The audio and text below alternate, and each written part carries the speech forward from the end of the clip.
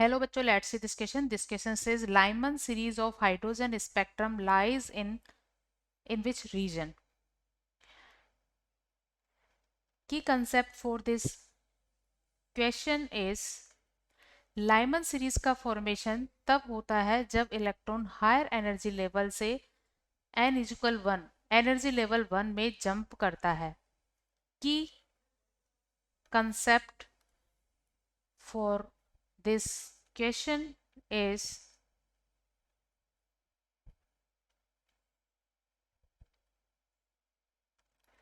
Lyman series of hydrogen spectrum is formed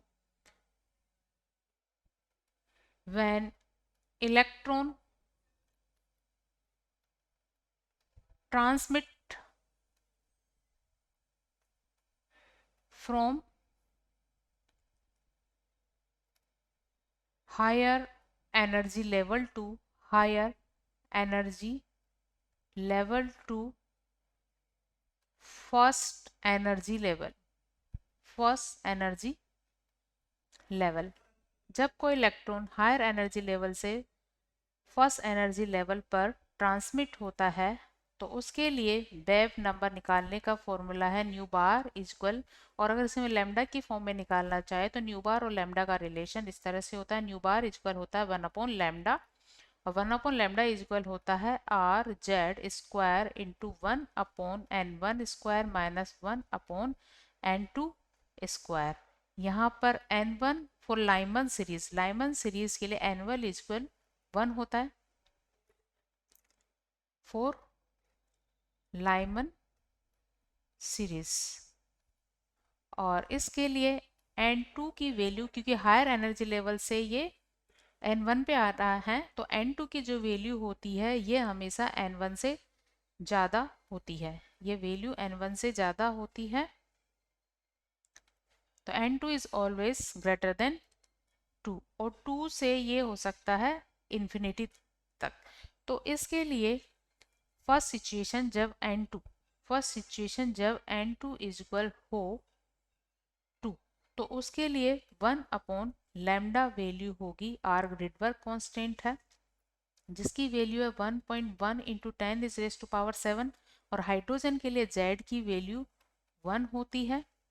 z value for hydrogen का atomic number 1 होता है. And 1/n1 square, n1 होता है इसका 1 और n2 यहाँ है 2, और इसे सॉल्व करने पर हमें लैम्डा वैल्यू मिलती है 1212 एंगस्ट्रम. और ये जो वेवलेंथ है ये विजिबल रीजन से लो वेवलेंथ पर आती है, और विजिबल रीजन के लेफ्ट में होता है अल्ट्रा वायलेट रीजन. तो ये आती है अल्ट्रा वायलेट रीजन में. इसी तरह हम n2 इक्वल इन्फिनिटी के लिए भी लैम्डा की वैल्यू कैलकुलेट कर सकते हैं. तो 1/लैम्डा equal 1.1 into 10⁻⁷ into 1/1 square minus 1/इंफिनिटी स्क्वायर, और इसको कैलकुलेट करने पर लैम्डा वैल्यू मिलती है 909 एंगस्ट्रम. सो ये भी आता है अल्ट्रा वायलेट रीजन में. तो लाइमन सीरीज एग्जिस्ट करती है यूवी रीजन में, अल्ट्रा वायलेट रीजन में, Hope you understood it well. Best of luck.